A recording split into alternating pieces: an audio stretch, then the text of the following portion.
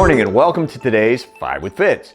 Early market action this Monday morning points higher as traders look to the upside. Stocks are shaking off Delta variant fears. That's good. The Fed remains on the sideline for now, and so-called economic recovery stocks are leading the charge in the early going. That's also good. Key point, always be in to win or you won't win. Here's my playbook. Number 1, every day is Fed day. The markets are being driven by a combination of 1, higher earnings, and 2, potential obstacles staying in the shadows, including the Fed, jobs data, and China. The potential for fireworks this week is highest this upcoming Friday when the next jobs data hits. There could be a sharp short sell-off if the number is high enough that traders fear the Fed starts hiking rates later this year, taking away the punch bowl. Meanwhile, I believe the S&P 500 finishes the year at 4658.70, another 6% higher from where we are today. The Bellwether Index took out my first target, 4100 in April, then a revised target of 4300 in early July. Jay Powell and the Beltway boys strike again. Get your t-shirt now and revel in the absurdity of it all. Point number 2, Pfizer, Moderna, and Biontech raise vaccine prices. Pfizer, Moderna, and Biontech are going to be raising vaccine prices for the COVID-19 vaccines according to a report in the Financial Times. Profits will follow, of course. Now, people thought I was certifiably crazy when I said earlier this year that Wall Street's $15 billion target for Pfizer's vaccine-related revenue was absurdly low and that $35 billion was far more likely. Pfizer, not for nothing, recently raised its own target to $33.5 billion, but even that strikes me as low.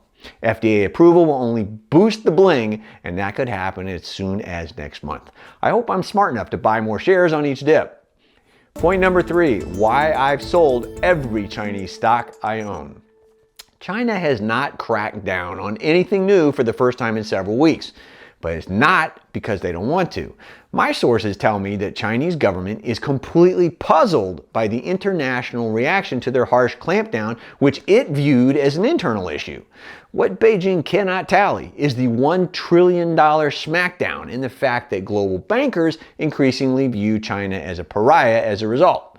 Meanwhile, I've exited every Chinese stock I've owned and or recommended, and I am not keen to re-enter any of them anytime soon, even if Alibaba reports good numbers.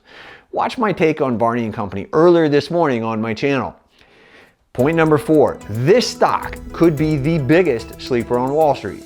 MGM reports this week, and I think the numbers could be broadly demonstrative of a global reset that we've been talking about for the last year and a half. I'm particularly interested in the company for a different reason, though.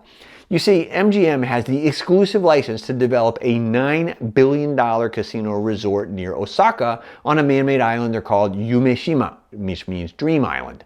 Speaking from personal experience over the last 30 plus years in Japan, if the pachinko market is any indication of what's to come, this thing is going to be a monster. Point number 5, crypto bulls point to this hurdle, and they're right in doing so. Technical analysts place a lot of emphasis on the 200-day moving average with good reason. It's often referenced as a balance point between bullish and bearish behavior. Both Bitcoin and Ethereum remain below their respective 200-day moving averages, but could easily pierce both of those things this week. Staying above those numbers would go a long way towards regaining 50,000. Anyway, today's bottom line. People have doubts about themselves, about the markets, about life all the time. And you know what? That's perfectly normal, and you're not alone if you think so.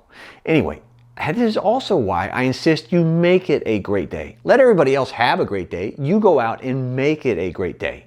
Don't ever let anybody or anything stop you, not in life and certainly not in the markets.